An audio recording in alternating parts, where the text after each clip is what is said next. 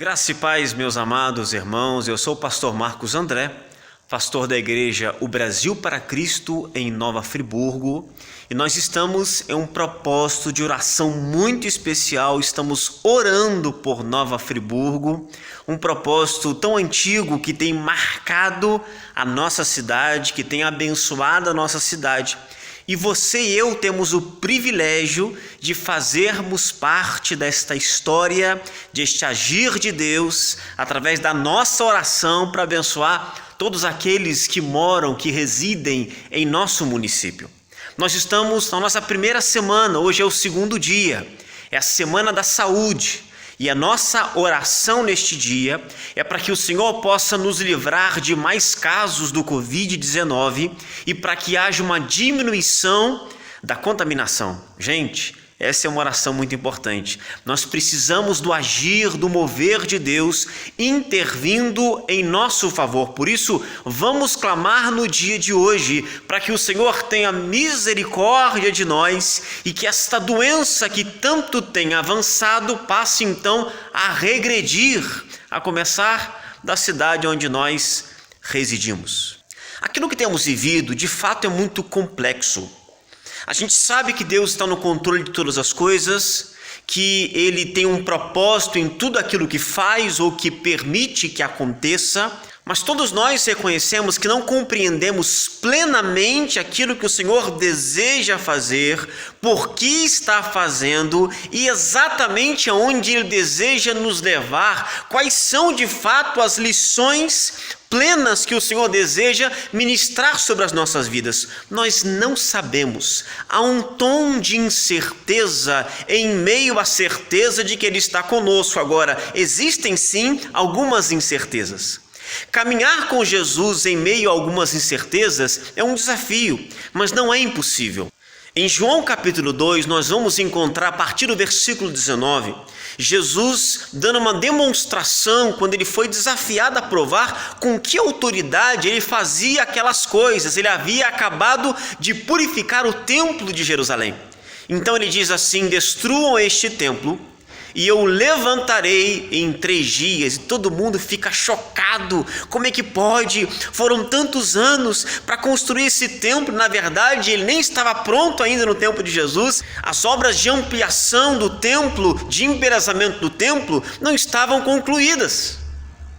Mas o texto vai nos mostrar mais à frente que depois da sua morte e ressurreição, os discípulos se lembraram do que ele havia dito e compreenderam que na verdade ele não estava falando do templo físico, ele estava falando do seu próprio corpo. Realmente era difícil compreender o que Jesus queria dizer naquela altura com destruam este templo e eu o levantarei em 3 dias. A impressão que se dava, afinal de contas, ele estava no templo. A impressão era que realmente ele estava falando do templo. Os discípulos não compreenderam a fala de Jesus, mas os discípulos, apesar de não compreenderem aquela fala, permaneceram com Jesus. Permaneceram andando e aprendendo com Jesus. Quantas coisas ele disse, quantas coisas ele fez, que no primeiro momento eles não compreenderam, mas preste bem atenção, havia algo de glorioso. Jesus estava se comparando com o templo, porque na verdade tudo naquele templo apontava para Jesus. A sua própria missão tinha a ver com aquilo que o templo representava, porque ele era o sacrifício oferecido a Deus pelos nossos pecados, mas ele também era o sumo sacerdote que adentrava até a presença de Deus, clamando para abençoar a vida do povo. Então tem coisas que a gente não entende no momento, mas que Deus vai nos ajudar a entender lá na frente. A gente talvez não compreenda com exatidão o que Deus quer com tudo isso, mas a gente pode confiar e esperar nele. A gente pode acreditar que ele tem algo muito precioso para realizar em nós e através de nós. A gente pode acreditar nisso, que aquilo que a gente não entende hoje, amanhã a gente vai compreender. E a gente vai ver a mão de Deus, a sabedoria de Deus, a graça de Deus se manifestando em nosso favor. Em sua primeira epístola, João diz que Deus é amor.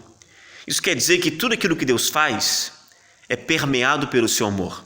Mesmo a expressão da sua justiça, mesmo a sua mais severa disciplina, tem a ver com amor. Deus nos ama e Ele tem algo tremendo, precioso para manifestar em nós e através de nós, mesmo que a gente não compreenda exatamente aquilo que está acontecendo e por que está acontecendo. Deus está ao nosso lado. Clame, ore pela intervenção de Deus para que Ele cumpra o seu propósito, para que a gente possa experimentar lá na frente a compreensão daquilo que Ele fez, daquilo que Ele moveu e do renovo e da restauração que Ele há de realizar em nossas vidas e em nosso favor. Acredite, há uma luz lá no fim. Há um Deus que zela por nós. Há um Deus que nos ama e que nunca há de nos abandonar.